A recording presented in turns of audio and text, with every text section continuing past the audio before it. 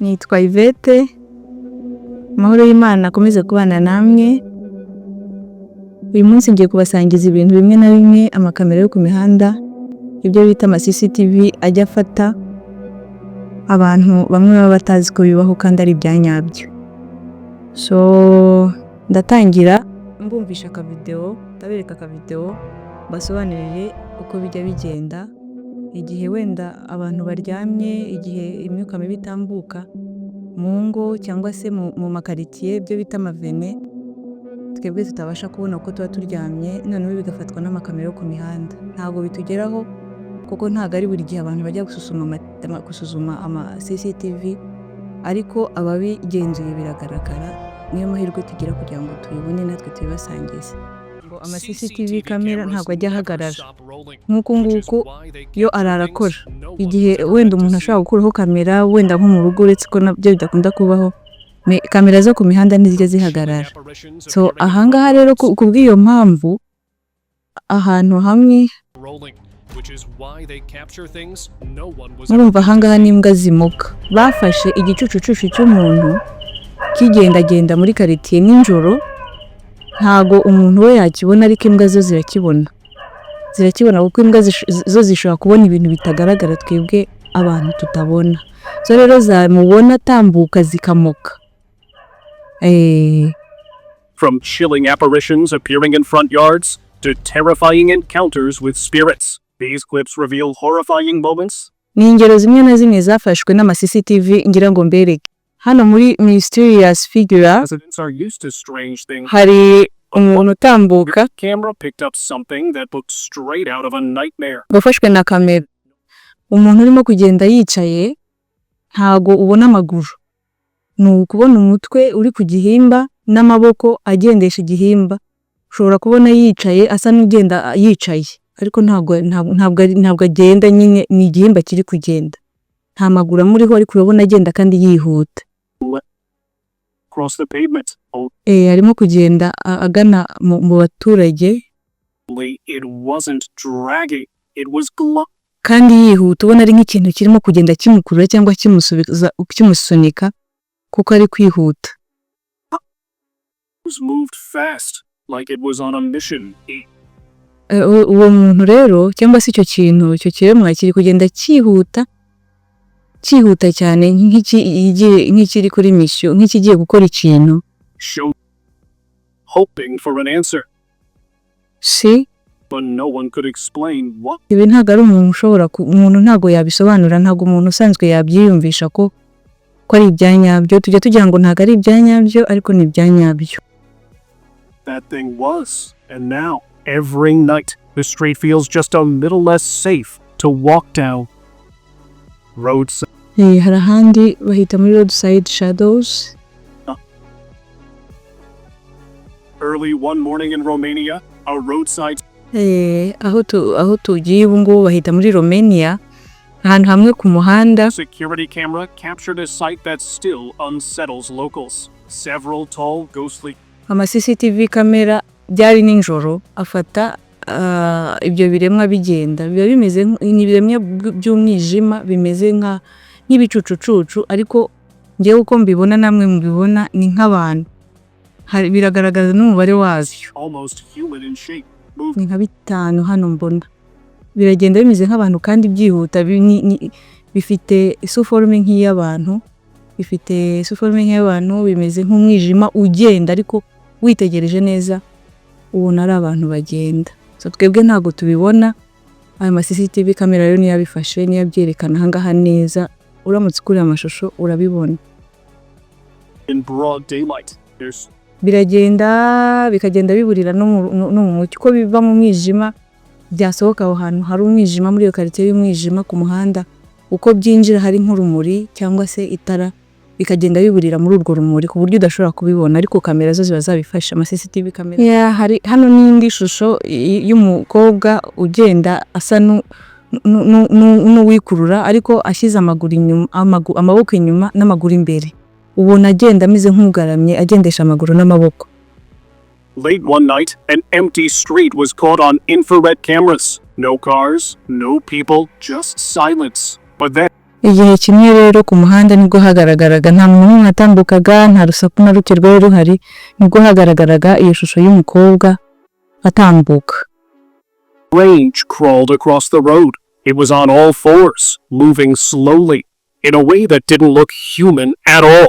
The unnatural movement left people unsettled. Some believe it was just a prank or performance. Nabyumvise rero ukuntu umukobwa cyangwa icyo gicucucucu iyo shusho y'umukobwa yagendaga, nta muntu wakwizera ko ari umuntu wagenda gutyo. Hoya ushobora kugira ngo ni planka umuntu ari kugenda akora, uko ntago ishusho igaragara neza, n'isura ye nta nubwo igaragara, ariko ushobora kugira ngo ni planka kandi ari ibyanyabyo. While others think it looked more like a creature out of a nightmare. Abandi bagatekereza yuko ari nk'ikindi kintu cy'ikiremwa kiri kugenda nyine, ariko ibintu bitumvikana, ibintu bidasobanutse, ibintu bimeze nka nightmare. Eerie crawl was enough to make anyone lock their doors a little sooner that night. Ngo abantu ababa babibonye, uretse ko aba ari nijoro ntawapfa kubibona, ntago wabibona ngo ukomeze uhita ukinga imiryango n'inzugi byose, kuko ni ibintu biteye ubwoba, ushobora kurara unabirota. Shifting presence. A ghostly shape drifted near the ahangaha naho ni muri Mexico, hagaragaye amashusho thing no one was prepared to see. y'umuntu ugenda muri quartier, Gate crossed into the property and then slowly shifted into a aca mu gipangu cy'umuntu, muri ahantu umuntu atuye, mu rugo rw'umuntu, aca mu gipangu aratraversa, akinyuramo adakinguye nk'uko waca mu gikuta ugatambuka ukinjira. Ndabona ari umuntu wambaye ibintu by'umweru rwose, ubona ari nka image y'umuntu ariko utagaragara neza, aratambuka aca mu gikuta arinjira mu nyubako y'umuntu igipangu. It didn't stop there. It calmly walked straight into the house. The owner only discovered it later when checking the footage by chance. Since then, he says the air around the farm feels different. Like Numva cyinjiye mu gipangu, kirakomeza kinjira no mu nzu y'umuntu. We abibonye ko ari amahirwe ya kamera abimweretse, ariko urumva niba dushobora kuba turyamye ibyo biremwa bikinjira ntubibone, bishobora kuza bigasanga wenda abana baryamye cyangwa se namwe mwasinziriye bikabacaho bigakora ibyo bishaka gukora, bikagenda ntawe ubibonye. So rero ni ibintu byanyabyo, ni ibintu bibaho, ubu ni ibintu biba byarafashwe n'amakamera. something unseen is always nearby. After watching that clip, it's hard to believe peace would ever come easy again. Numva ko aravuga ati nyuma yo kureba ikintu nk'iki ngiki ushobora gutekereza ko nta mahirwe namba wowe wakibonye nta mahirwe wakongera kuza kugira. Range watcher. Hari ahandi muri street, hari ahandi amakamera yafashe ishusho y'imbwa n'impinga njye uko nyibona igaragaza ariko isura nk'umuntu. TV is meant to keep us safe, but sometimes it shows things we're not ready to see. A man in Dallas checked his cameras one night and spotted something bizarre lurking outside. Hidden behind a dustbin was a creature that looked nothing like a person. Yet it wasn't exactly an animal either. Its face looked unsettling, and the way it crouched made it seem like it had crept in silently and was watching the house. After that sighting, checking the footage probably became less about safety and more about survival. Uko rero ino shusho igaragara urabona ari nk'imbwa yihishe nk'ahantu, ubona n'amapuberi bari ku mihanda imeze nk'iyikinze nyuma y'icyo gipuberi, ariko ukabona n'imbwa ariko isura ntabwo igaragara neza, ubona ari nk'isura iri ifite forume nk'iy'umuntu. Rero irinjira yabona akantu k'urumuri igasa n'iyiretira igasubira inyuma, ariko igendesha amaguru n'amaboko nyine ipfukamye nk'imbwa cyangwa se nyine nk'ipusi, inyamaswa nk'iyo ngiyo. Yakubitana n'urumuri ikongera ikihisha igasa nk'ibura. Night shadow. Habaye Halloween muri 2023. Missed something disturbing. A nun dressed entirely in black walked slowly down the street, but her face was completely blank. At first, curiosity kept him watching, but the longer he stared, the more uneasy he became, until he rushed inside. Moments later, he realized she hadn't left. The nun stood outside his door for several minutes, before vanishing without a trace. Some believe it was a cruel prank, but many who've seen the footage are convinced this was no ordinary encounter. Urumva kubera ko hari habaye Halloween, abantu bashobora gutekereza yuko ari umuntu wambaye gutyo nyine baje muri iriya minsi mikuru yabo. Abantu baba bambaye bitandukanye mu nyamaswa, mu biki ibyo no mu bintu nyine biteye ubwoba, biri horrifying. So rero amashusho yafashe uyu mubikira atambuka yambaye, atambuka anagenda gahoro gahoro muri quartier cyane mu modoka gutya, none ariko akagenda gahoro. Witegereje rero CCTV ikuruye isura, ubona nta munwa, nta maso, nta matwi, ni ikintu cy'umukara. Yambaye imyenda y'ababikira neza, ushobora kumubonera kure nyine ukabona ari umuntu usanzwe, ariko umwegereye amashusho nyine CCTV uko kamera iyakurura neza ubona yuko atari umuntu. Shifting figure. In Peru, a factory owner shared footage from outside his unfinished building that left viewers baffled. At first, it looked like nothing more than a faint blur moving in the distance. But slowly, the shape began forming into something unsettlingly human. Those who saw it couldn't agree on what it was. Some claimed it was a wandering spirit, while others believed it was something far stranger. Hangaha rero naho batweretse ishusho y'umuntu, umugabo agoni mu nzu ye, kamera yafashe umuntu asa naho arunguruka mu nzu, ariko uwegereye njyewe ko mbibona The figure never showed up again, but from amaso yaracanye cyane. Amaso y'icyo kintu kiza kirunguruka mu nzu y'uyu mugabo aracanye cyane. Ushobora gutekereza ko ari umuntu usanzwe, ariko uko amashusho akurura isura ye ubona atari umuntu, ubona ari nk'ikintu cy'igicucucucu kigaragara, ukabona ko nyine atari ibintu bisanzwe kubera amaso yacyo. Amaso yacyo aracanye cyane kandi kiraza kigasa n'ikirunguruka mu nzu y'umuntu. Ni ibintu rero bidasanzwe, iyo atari amashusho ya kamera ya CCTV ntabwo nyir'inzu yari kuzabibona ko icyo kintu cyaje.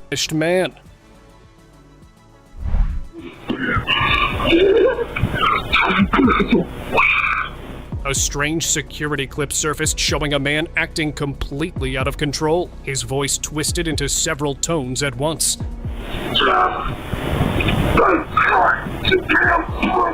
Echoing like something unnatural was inside him. People argued whether it was hano rero naho nanone amafoto yafashe undi muntu ugenda mu buryo budasanzwe.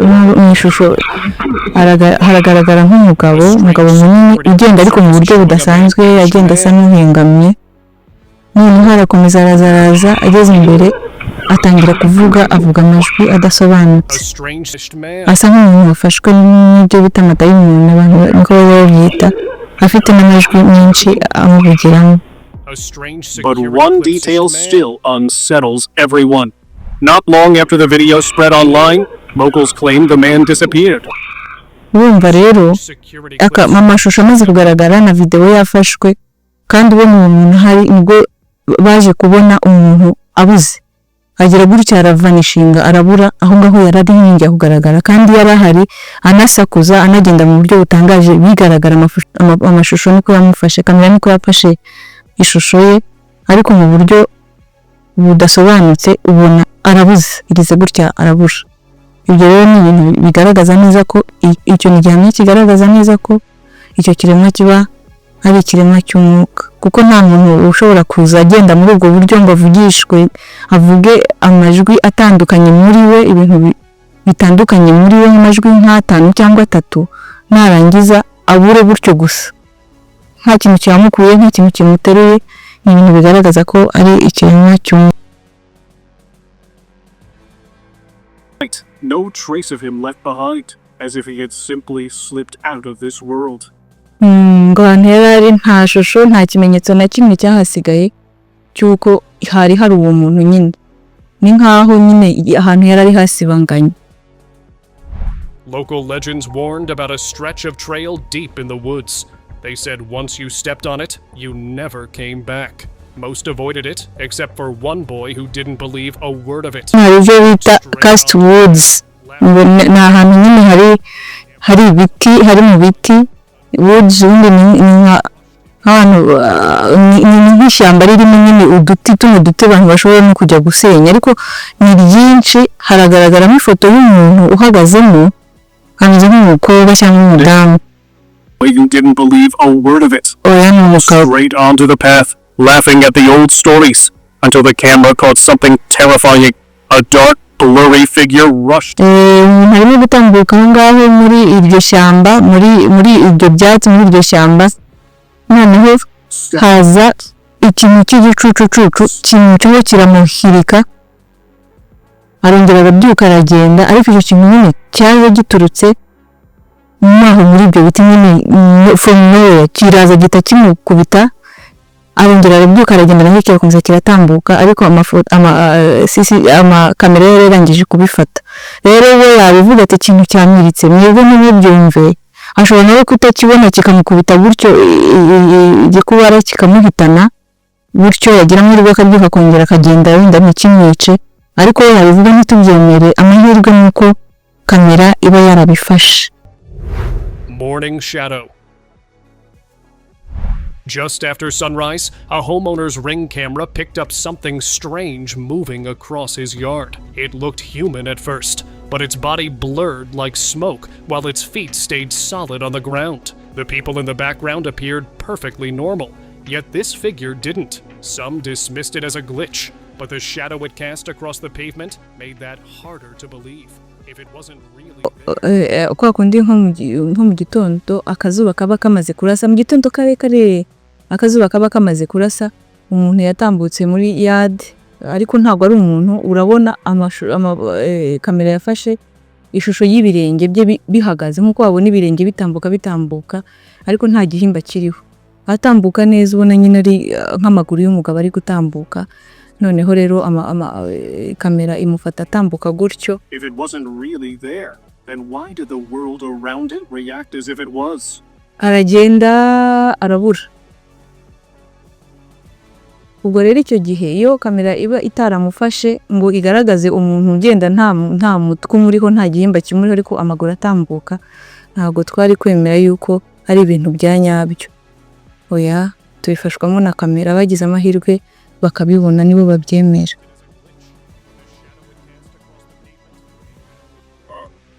A quiet night in Indonesia took a strange turn when a man's dog wouldn't stop. Restless night.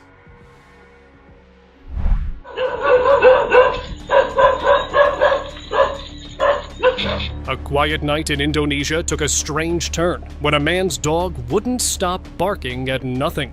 Checking his CCTV, he spotted a faint, ghostly figure gliding down the street. Wanting answers, he stepped outside, only to see the same figure heading back the way it came.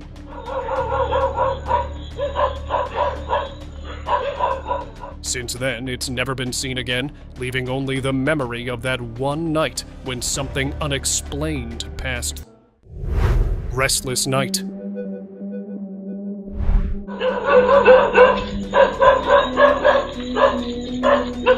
A quiet night in Indonesia took a strange turn when a man's dog wouldn't stop barking at nothing. Checking his CCTV, he spotted a faint, ghostly figure gliding down the street. Wanting answers, he stepped outside, only to see the same figure heading back the way it came. A quiet night in Indonesia took a strange turn when a man's dog wouldn't stop barking at nothing. Checking his CCTV, he spotted a faint, ghostly figure gliding down the street. Wanting answers, he stepped outside, only to see the same figure heading back the way it came.